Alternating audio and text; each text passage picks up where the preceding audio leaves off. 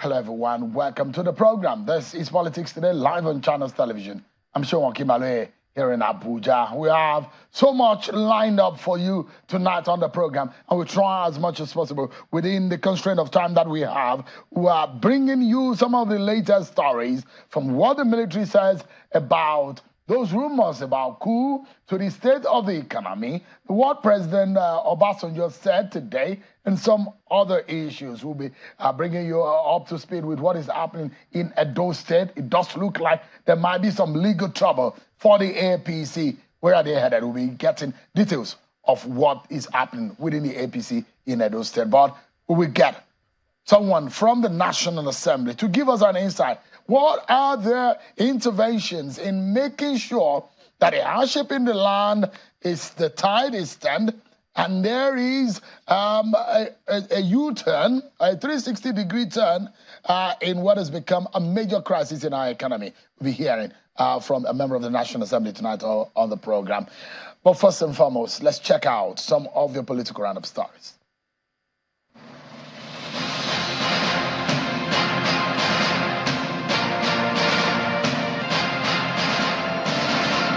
A bill to amend the Nigeria Maritime Administration and Safety Agency has scaled second reading in the Senate. The bill, sponsored by Senator Wasiu Eshilokun, representing Lagos Central, was passed after a brief debate by the lawmakers. The passage came shortly after a delay in the plenary session due to power outage in the chamber for nearly 30 minutes. The chairman of the body of benches, retired Justice Mary Odili, is urging new lawyers to always uphold the ethics of the profession and desist from ways that can portray the legal profession in a bad light. She also advised them not to engage in any form of strife, blackmail, or any attempt to run or pull anyone down. The retired Justice of the Supreme Court said this during the call to bar ceremony in Abuja. I therefore implore you, as learned friends, to demonstrate the highest level of professional ethics and decorum wherever you find yourself, and steadfastly preserve the honor and dignity of the profession. The National Working Committee of the People's Democratic Party has met with some stakeholders of the party from Ondo State ahead of the primaries to pick a governorship candidate for the party in the forthcoming elections in November this year. In attendance at the meeting are 8 aspirants, including former governorship candidate of the PDP, Mr. Eyitayo Jegede. Other dignitaries at the meeting are the former governor of the state, Mr. Olusegun Mimiko, and Governor Makinde of Oyo State. Acting national chairman of the party, Mr. Umar Damagum, appeals to the aspirants to maintain decorum as they discuss the way forward to choosing the candidate that will fly the PDP flag at the election. I want us to be cautious and watch our words so that at the end of the day we will achieve the purpose for which we are here today.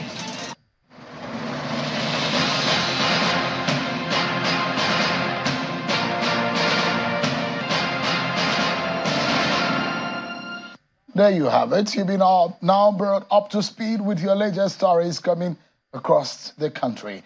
Let's tell you that the Chief of Army Staff, Lieutenant General Taoreed Lagbaja, is again reiterating the commitment of the Nigerian Army to defend the nation's choice of democracy as a form of government. He was talking at a seminar on career planning and management organized by the Army headquarters. General Lagbaja says the Army has no plans to truncate democracy in the country. Take a listen to him. Permit me to seize this opportunity to reiterate that the armed forces of Nigeria, particularly the Nigerian Army, has come to terms with the country's choice of democracy as a preferred system of governance. We are therefore agents of democracy and have no desire to truncate it. The Nigerian Army will continue to defend our constitution and not suspend it for whatever reason. It is the duty of our elected leaders to lead, while the military does its job as enshrined in our constitution. You heard him. The former president, Olusegun Obasanjo, is also speaking in that direction about how we can consolidate on our democracy. Take a listen to him. I believe that when we are able to have democracy that is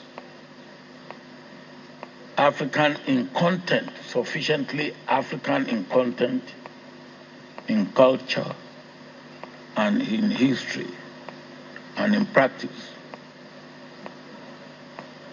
The sort of thing that happened in Plateau State recently will not happen.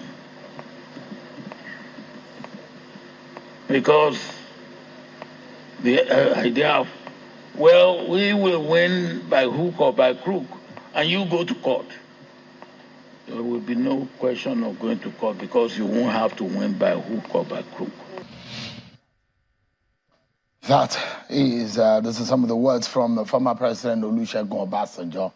But in all of these, as we consolidate on our democratic practice and try as much as possible to fine-tune the civilian rule, there are a lot of issues that needs to be fixed as far as those who are on this other side, which are the citizens and the people who are in the majority, how they feel and fare in what politicians have promised them. So in the wake of the subsidy removal, the nation stands at a crossroad, torn between anticipation and apprehension. Advocates rather move as a decisive stride towards fiscal prudence, a necessary step towards economic autonomy and resilience, but there are dire consequences for the nation, and the policy directions of government has now been called to question on how it's either working or not. As what we've seen recently is a rise in the prices of commodities that has really brought some turbulence in the socioeconomic life of the average Nigerian. Let's get some insight. Of course, we've been hearing a lot of engagement between the National Assembly and the executive. Tonight, I'm being joined by the Senate Chair on Finance and the Senator representing Niger East Senatorial District in the National Assembly. Senator Sani Musa joins us live here in Abuja studio. Thank you so much indeed, Senator, for joining us tonight. Thank you, Shehu. With all what we've seen, and when you hear the military say, don't fear, we don't have any plan to truncate our democracy, what sense of that does that give you? It doesn't give me anything than the confidence that they are telling themselves within what the ambit of the Constitution have chosen for them. And you heard what the Chief of Army Staff have said. They are going to continue to play their constitutional roles. And they believe that their role is for the territorial protection of this country, and they will do it without any cause, without any breach to the Constitution. So, I mean, it's a building of confidence to us. And, so, there are those who have their fears about how democracy is being truncated in some parts of the continent, and what that threat it has been, at least 3-4 countries in the sub-region, ECOWAS, are being threatened by military takeovers, and those are those who are feeling that when civilian rule is not giving the people the kind of governance that they deserve, what options do they have? And God forbid a military takeover in this country. For those of us who have experienced it very much, you know that your freedom is called to question. What kind of challenge does this pose to the political class where you belong? Shehu, democracy have come to stay in Nigeria. You cannot compare Nigeria and the 3 other African countries we're talking about. Look at the indices. Look at the economic indices. Look at the human capital that we have. Now, come on. When we're talking about real democracy and we want democracy to stay, one thing I believe is that ours is evolving. What we have seen in the Second Republic, Third Republic, and what we are seeing now, they are completely different. We are close to about 20-something years, 24 or 5 years now into this democracy, and I can tell you that we have done very well. This country have done very well. I mean, the economic downturn is everywhere, it's worldwide. Since after the COVID, definitely all nations will be hit by this economic crisis. There will be so much of inflation. there will be so much. I mean, it's not peculiar to Nigeria at all. It's not. It's perhaps the handling and also the manner in which the political class have portrayed themselves and they've conducted themselves, whether or not they're really aware of the plight of the average Nigerian. Sheun, I want us to take back our memories. Look at Nigeria 10, 20 years ago. Look at Nigeria today. Will you tell me that there is stagnation in development?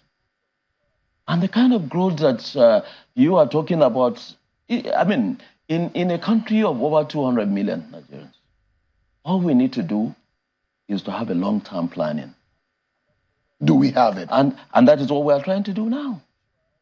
You are the chair of the Committee on Finance, and we saw the economic team of the federal government interfacing with you. Let me ask you, quite frankly, what can you tell us, Senator, what did you glean as a major challenge or problem of this country from the engagement you had with the economic team? You see, what we have seen is that there has been a lot of decay for a very long time. The managers of our economy, for sometimes over the years, have relegated themselves to not doing the right thing.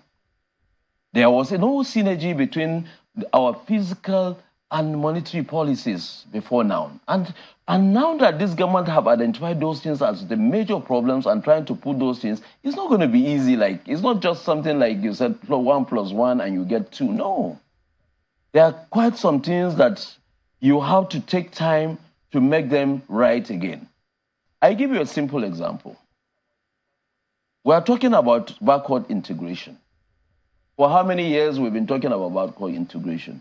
For how many years Nigerian companies have been given the liberty to bring in certain things and get a waiver so that they will be able to put those things back here in this country and for us to be able to generate what we can have for ourselves and what we can export?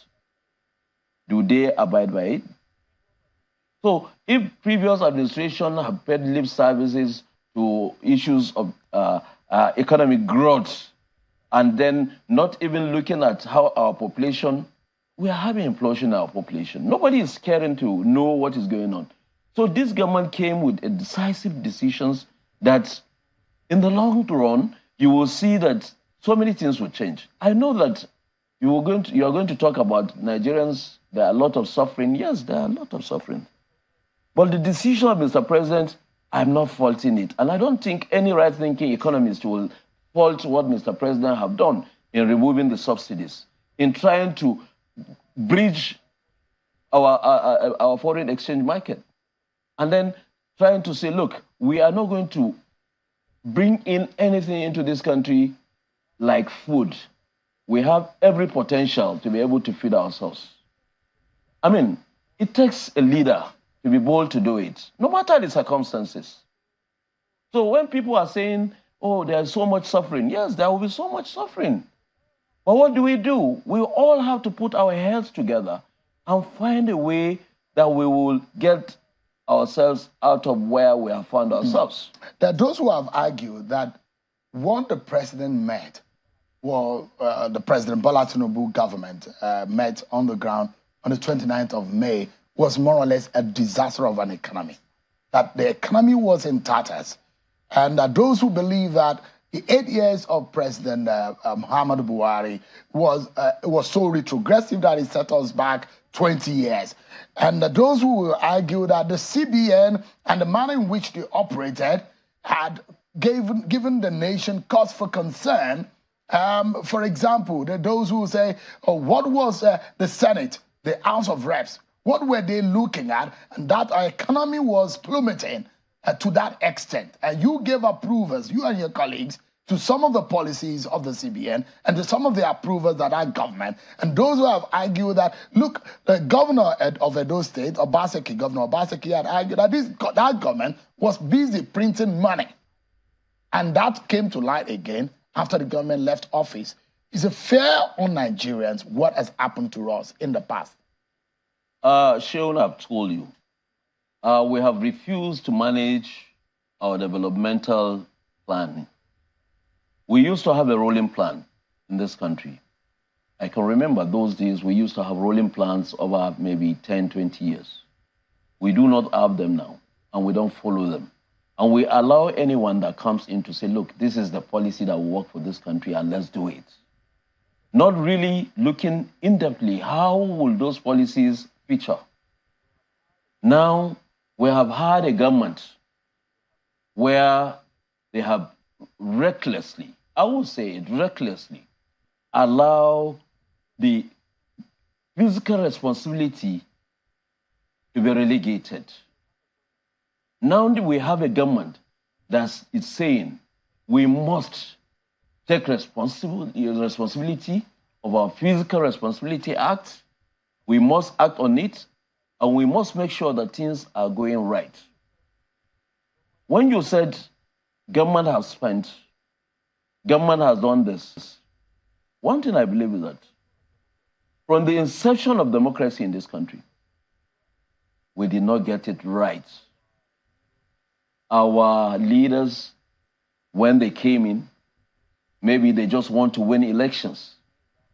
Maybe they want to be in that office. But they don't have a futuristic, idealistic ideology that, look, what will I do after 8 years? How will I want to see Nigeria after 8 years? They do not have those kind of thinking. And what do you expect today? Definitely, you will see that most of their policies are somersaulting. You will see that they are bringing more hardship to Nigerians. Now, with the coming of this administration, it looks at the books and it found out that so many things did not go right. It takes a bold leader to be able to say, look, I must correct those anomalies I saw. And that is what President Asiwaju Bola Ahmed Tinubu is doing. And when people are saying there are no plans, there are no policies, I will tell you it is now that there are policies. And by the time these policies start translating into real actions, you will be able to understand why previously we should have planned. So with what you are saying, I will cap it to telling you that what this administration is doing and what we in the legislature are doing at the moment is to give Nigeria that rightful place that it's supposed to have. But Senator, would you and your colleague take responsibility for some of the failings of this economy? Ways and Means was approved where you and your colleagues were in the National Assembly. Where were you? Where were you in this country? Where were you in this country when we're supposed to fix our electricity, our power? Tell me how a manufacturer will be able to manufacture anything when there is no power. I'm talking specifically about Ways and Means, Senator. I'm coming to that. Because that was a disaster. I'm coming to that. I'm coming to that. So the money that has been spent so much in order to put certain things right, we're not putting right. And those monies, we cannot know where they are today. And this is where the problem is. And when you are talking about National Assembly taking responsibilities, remember there is separation of powers. Ours is to oversight and to strictly give our resolutions, strictly provide the legislations, and we've done that. We've done it. On the issue of Ways and Means, will you be correct to say you did the right thing? When that past government brought to you for approval? When you are talking about Ways and Means being brought to a country, legislature for approval by Mr. President, there are certain factors that we have to look at. And when we look at those factors, we are not the implementers. Ours is to appropriate. We queried where necessary. And I can tell you that when Ways and Means was brought in the 9th Assembly, 3 times it was rejected, 3 times it was returned. And we said we must see all the breakdowns. So, and remember, Then there were some policies that were not going right with Nigerians. And we, as true representatives of the people, we didn't want Nigerians to continue to suffer. So your hands were tied as lawmakers when that was brought? Our hands cannot be tied. Well, how did those things pass? Watch out and see what is going to happen about the ways and means from the legislative act. I'm talking about the one that was passed the last time under the President Muhammad Buhari. We as legislators have every right to bring it back and look at it again. What are you talking about? You and your colleagues don't ever regret passing that kind of... I have no regret for any action that I've taken in the National Assembly. I'm talking about corporately and collectively. Every action we did collectively, we did it in the best interest of this country. And it was a disaster in the end. If it is a disaster, then we are going to look at who created those disasters and we checkmate in a representative government, there should be consequences. In the representative government, there are checks and balances. There are checks and balances. In a representative and that's what government. I'm talking about. And when if the executive brings to you, Senator, something that is not right, isn't the duty of the legislator to curtail it and stop it? Our responsibility, at the time Mr. President brought Ways and Means, we looked at it, we turned it back. We did that 3 times, and we asked for a breakdown. And when they brought the breakdowns, we saw where they put everything. And when they tie it to COVID-19, when they tie it to agriculture, talking about Uncle Obaro's program, are we going to say, no, it has not happened? But now, there's a new administration. And that was the time that the administration was exiting. There's a new administration now. And this administration, what is doing, especially the 10th Assembly, what we are doing, we are going to review everything. We are going to look at it. That's a promise to Nigerians. It's a promise to Nigerians. We are going to look at it. And it is not going to be as usual. No. Because Nigerians are just tired. And it looks like their future are being sold on the platter. Have you seen me in anything that is unusual? Have you seen me participating in anything that is unusual? I came to the National Assembly with the reputation and integrity that I'm going to do the right thing for my people. I sworn by the Quran. It's not affirmation I did. So, and fortunately, I'm a member of a committee that has just been set up. We're waiting for inauguration. What committee is that? Ways and Means ad hoc committee to check on what happened. That we're having this large outstanding.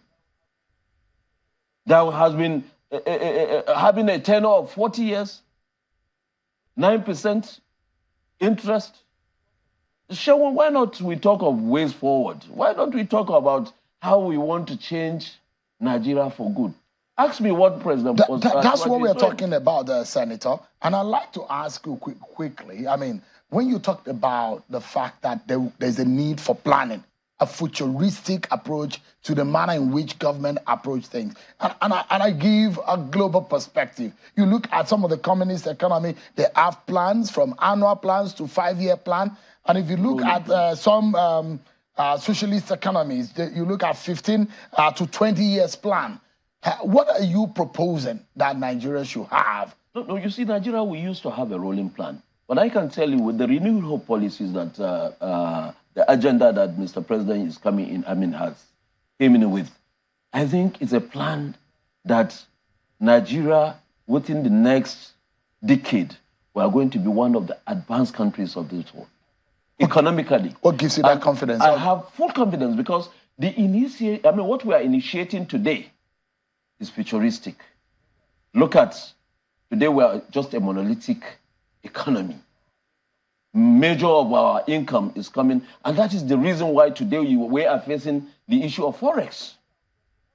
We have tied ourselves to oil. When we will be able to feed this country, feed Africa,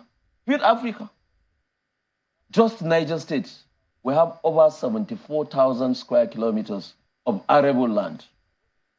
What is the size of Nigeria? Every sector, every section of this country is arable, can produce something. Underneath, we have God-given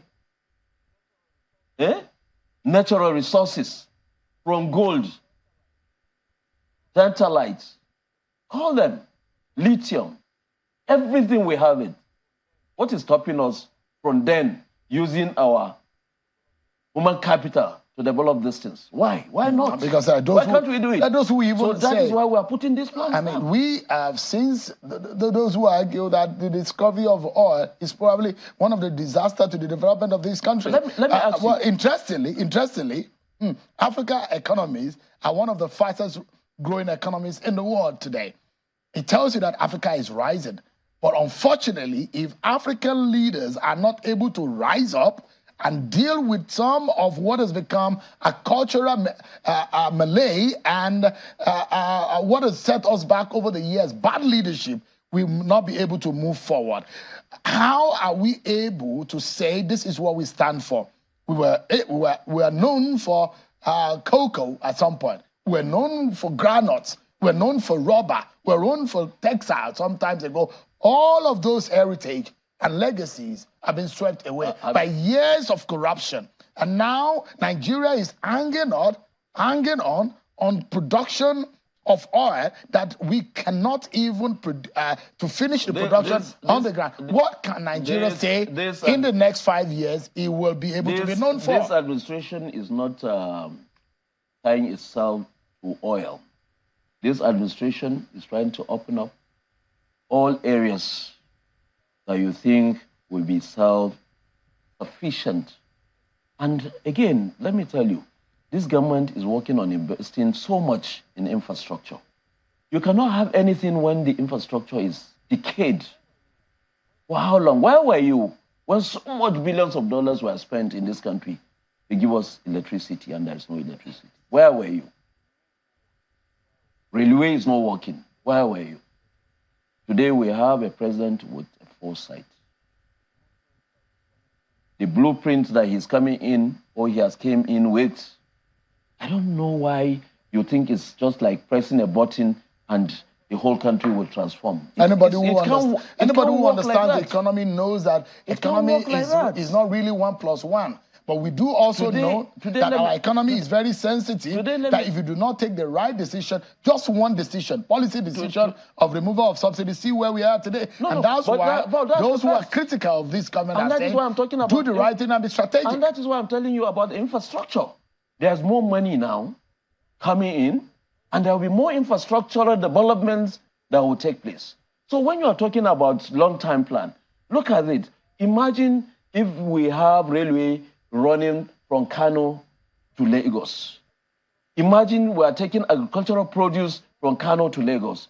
Imagine from Lagos, we are taking just ordinary salt to the north. What do you think that will transform? And then imagine the kind of roads we have in this country. A president that is coming with the thinking of having a broadways for this country. Is there any better time that we should give that president support than now? Where were you when somebody overnight will be giving dollars, allocation of dollars, and you become a billionaire? Where were you? And today we said, if you want money, it's a willing buyer, willing seller policy. Go and buy it. I mean, if you're saying that things are going to change, for example, Nigeria needs about 7 million plus metric tons of rice to be able to feed itself. We can only produce about 5.something million. We can produce, look, listen. If we, for example, take that commodity alone, what do we have on the ground to show that we are serious, that we can feed ourselves with even rice? We've even tried it. What are you talking? We've tried it. We've tried it in this country. When we stopped rice from coming in, are you not eating rice in your own house? You ate rice. But Senator, in the last 3 years, we have not been able to meet up our consumption in Nigeria. You see when we had about 2 million metric tons that we needed to bring into the country. Well, we are not bringing in any rice into this country. I can assure you that. Do you have the figures? I can assure you that we are not bringing in any rice to this country. We are going to produce rice that we will feed this country with. We are not going to go anywhere to buy rice. We will do it here. All right. Senator, I'm very hopeful and I'm very optimistic to see how these things pan out. But I've just given you one commodity that we are hoping that if this government showed Nigerians how they were hoping to achieve it. But let me allow you to speak quickly on some of the monetary policies. Recently, we've seen the clampdown on Binance, that platform. We've seen over 4,000 BDC operational licenses that have been seized by the CBN. Is that the right way to go? For buyers, I'm fully in support of what the central bank have done. There is no country that will allow such to happen. Even in the United States, they have fined buyers. So many countries are kicking out buyers. So you don't allow that. And then when you're talking about the BDCs, for me, I have a different perception on that. And what I have is that a situation where the supply of forex is very limited and the demand is always high. What I think our monetary policy should target at is creating an avenue for a swing trading. And when you bring swing trading into it, you give opportunity to almost every level. When the demand is high and the supply is very low, you have already breached a pricing index of either plus minus, whereby you will not allow the price to go as lower than so, and you will not allow the price when there's a lot of supply, you know, because everything you're doing, you need to also check the inflationary consequences. Yeah. So when you do that, you give room. And then when you come to talk about BDCs, I know maybe there are some certain regulatory standards that we're supposed to meet as a country in terms of our finances. You understand? Then we need to, especially on the issues of money laundering, we need to regulate our BDCs and see how they can work effectively. Right. But by and large, I believe that the banks, the commercial banks in this country, the central bank need to check their books very seriously. Because I can remember in the last administration, BDCs were suspended from trading by CBN for 3 good years. They were not being given any intervention. And all interventions were going to the banks. And you would never go to the bank and get foreign exchange. Senator, so what happened? Yeah. We have billionaires that own banks overnight, and that needs to be checked. Senator, we have 30 seconds to wrap up this. And this are some fears that some people have raised. You see the sad stories and tales of how Nigerians are looting food stores and trucks that are carrying food. And there are those who are saying that this particular agitation can consume everyone in the country. What can this government do to stem that kind of tide? There is hardship in the land, there is hunger in the land, and there is agitation. In 30 seconds, Senator, what is the solution? You see, in the overall, while the initial pains of subsidy is there, because of the removal of the subsidy, there are pains. But the potential gains in terms of investment, efficiency, of how all the sectors will be able to reinvigorate itself, especially like the agricultural sector, will give our economy a time that will have long-term growth. And when we have that, you will see that the index will show that poverty will go down.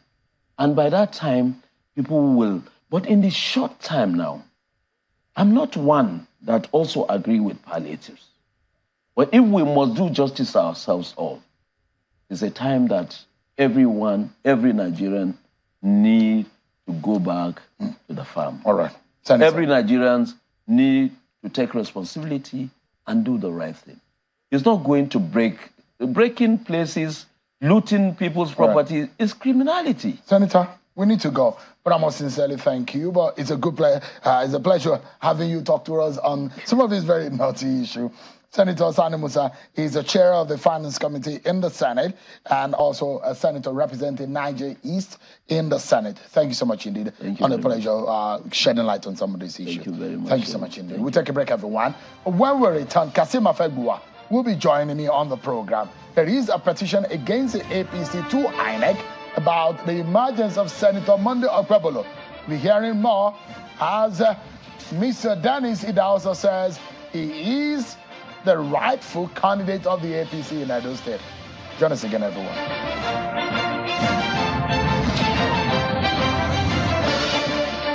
Thank you so much, everyone. Welcome back to the program. One of the aspirants, Honorable Dennis Idahosa, in the Edo State APC governorship primary, has written to the chairman of the Independent National Electoral Commission through his lawyers.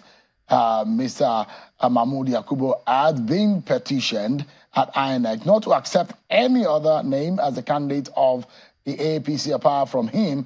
Mr. Idahosa claims that he won the primary election. The crisis started when the first primary was conducted and the result announced by Senator Hope Uzodimma, saying that declaring Dennis Idahosa on the February 17 as the duly elected governorship candidate of the APC. The chairman of the electoral committee of the primary, Governor Hope Uzodimma, announced Idahosa at the time, while the returning officer Stanley Ubuaja declared Monday Akeredolu as the winner. With the confusion, the National Working Committee of the party ordered a rerun on February the 22nd under the chairmanship of Governor Basiotu of Cross River State, who replaced Senator Uzodimma, who said will have some under engagement and is busy as the head of the electoral committee. After the exercise, Senator Monday Akeredolu was declared the winner with 12,433 votes to defeat Idahosa, who polled 6,541. In a letter dated the 4th of March 2024, written by the lawyers to Honorable Idahosa, Mr. Wole Olanipedun, Senior Advocate of Nigeria, and addressed to the INEC chairman, Mr. Idahosa said a legal action with a suit, as details stated, said between him and the Senator Akeredolu and the APC and INEC has been instituted, where he's claiming the candidacy of the party and urged INEC to take cognizance of the suit. Let's get some insight to one of those who are very close to Honorable Dennis Idahosa, who also participated in the exercise and who is in the know to give us an understanding of what Honorable Dennis Idahosa is up to. I'm being joined by Mr. Kasim Afegbua. He joins us live here in our Abuja studio. Thank you so much indeed, Prince, for joining us tonight. It's a pleasure. Thank you very much. Why is your friend going to court to challenge the party's decision? One would have thought that there are internal mechanisms to be able to seek redress when these kind of things happen, when you are aggrieved about the conduct of an election in the party. Well, thank you very much for the opportunity of this discussion, and especially to get to know the nitty-gritty of why Dennis decided to go to court. In a democracy, it is better for you to chart the road to court and seek redress when you observe certain infractions or certain illegalities with respect to the conduct of an electoral exercise. And so in this case, with respect to the Edo scenario, there are quite a number of issues that we needed clarification, and we don't believe that internal mechanism of the party will suffice in terms of putting issues, in the true perspective of resolving some kind of stalemate that attended the February 17 and February 22nd primaries. And so the best thing to do as a Democrat and as someone who has the interest of the party is also to seek, a neutral arbiter, which the court represents. And that's why. But you don't think that, Honorable Dennis Idahosa doesn't think that that's a disaster waiting to happen in the party, and perhaps something that might lead to the party not having a candidate to present? No, the party will have a candidate to present. It is just unfortunate that quite a number of officers of the party, through their conduct, are given the president of the country some kind of embarrassment, because the president is one man who you can say any day that he's a Democrat. He believes in democracy. He is a product of the struggle.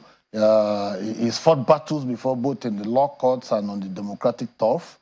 And he understands the dynamics. And so when he's presiding over the country, and he's also expecting that leaders of the party, executives of the party, will live above board in conducting, very simple exercises of primaries.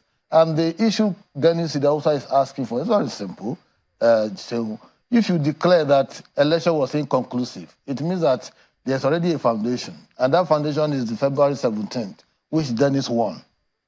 The February 17th is the foundation of your inconclusiveness, right? And so if Dennis won the February 17th, and you now later turn around to say it was inconclusive, they will now ask you, to what extent was it not concluded?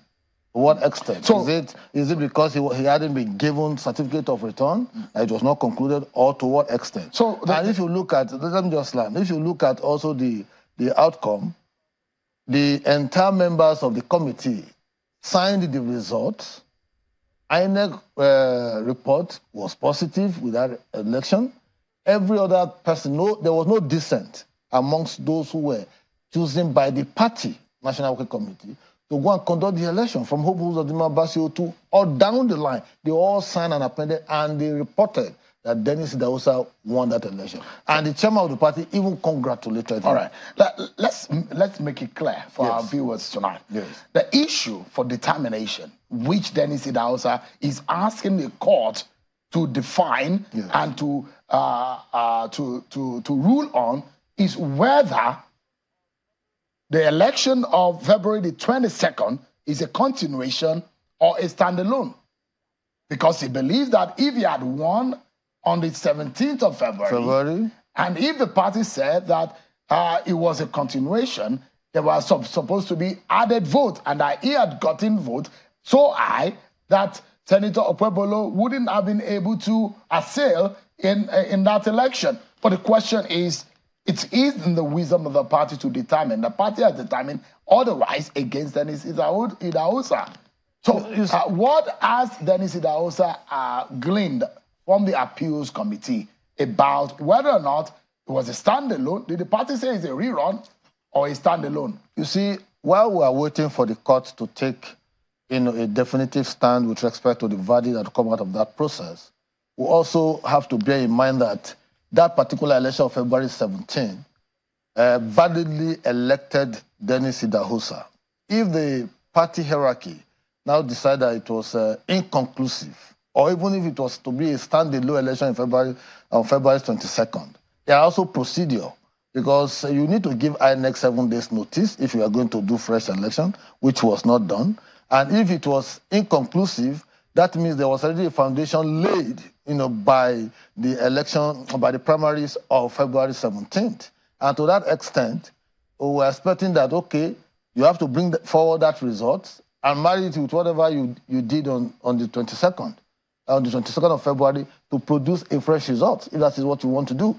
But in this case, you see, I think quite a number of persons deliberately wanted to give the party a bad name. It's quite unfortunate that this is the first major primary that will be conducted under a new chairman. And I think we need to begin to look inwards. And the president must intervene in this one, because to checkmate, and avert and present at any point in time, because we didn't want to leave things to chance. But we were not too certain about what they were now doing when they got to Edo, because they said inconclusive election.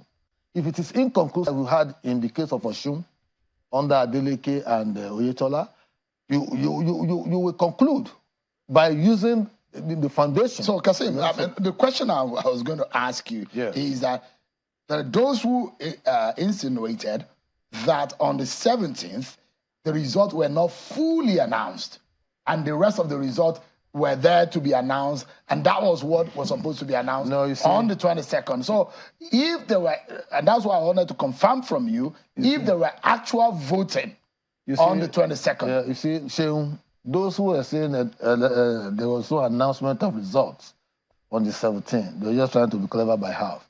The point is that the members of the committee, chairman by Hope Uzodinma, and deputized by Senator Basio, governor of Cross River State, and other 7 or 8 members did conduct and announce results. And don't forget, the party publicity secretary issued a statement saying that unauthorized announcement of result is hereby disclaimed. And that disclaimer put the issues into proper perspective. There are those who said Ubuaja's appointment as electoral officer was a shot in the leg by the party itself. Well, you see, the point is that the same party issued a statement to say when it comes to announcement of results, which is just an item in the entire process. So they disclaimed Gwaja? Yes, it was disclaimed. And they said it was Hope Uzodinma. And every member of Hope Uzodinma appended their signature on the final outcome of that result. What is the implication of what is going on right now? The implication is simply that the person that is presently being recognized by the party does not meet the requirement of being validly elected, because at the election of 17th of February, Honorable Dennis Idahosa won that election, attested to by the members of the committee under the chairmanship of Hope Uzodinma and secretary of that particular committee and other members of that committee. Nobody dissented. That means the party, the party has the responsibility to take that particular outcome. In the petition and in the suits that is being filed by the lawyers to Mr. Dennis Idahosa, is also being argued that if you put the votes that Dennis Idahosa was announced in the first one, and the second one, yes, he would have won the election. Come ahead of Monday Okwebolo. But we'll see how they are able to argue that in court. No, but you see, the point must be made very clear. If you say it was inconclusive, that is one leg of it. If you said, there was outright cancellation, which the National Working Committee doesn't have that kind of power to do anyway. If you say it's an outright cancellation, there's another leg altogether. If you say it was inconclusive, we want to know the extent to its inconclusiveness so that we can, properly situate our own. So you're asking the party to seek redress. That's what you're saying. We are telling INEC that in the interim, by virtue of the letter we wrote to them, not to recognize whoever that is presented until the litigation filed for that purpose is fully dispensed with and justice is seen to be served to the appropriate winner of that particular election. And in this case, Dennis Idahosa will be. I'm very optimistic. Good friend. Very optimistic. Prince Kasim Afegbua is a governorship. It's not just about being a good friend. Yeah. I'm a lover of due process. And I like to interrogate issues so that in the final analysis, you'll be on the side of justice and not injustice. Thank you. Monday Okwebolo is also your friend. Quite a number of other diaspora is also a friend. But we're not looking at Monday Okwebolo as an individual. We're looking at processes that throw up Monday Okwebolo. We need to go now. Thank you so much, Prince Kasim Afegbua. We'll see how your party navigates this storming situation. Thank you so much indeed for joining us tonight. It's a pleasure. And that's our show for tonight, everyone. Many thanks for watching. I'm Sean Akimaloe. God bless Nigeria.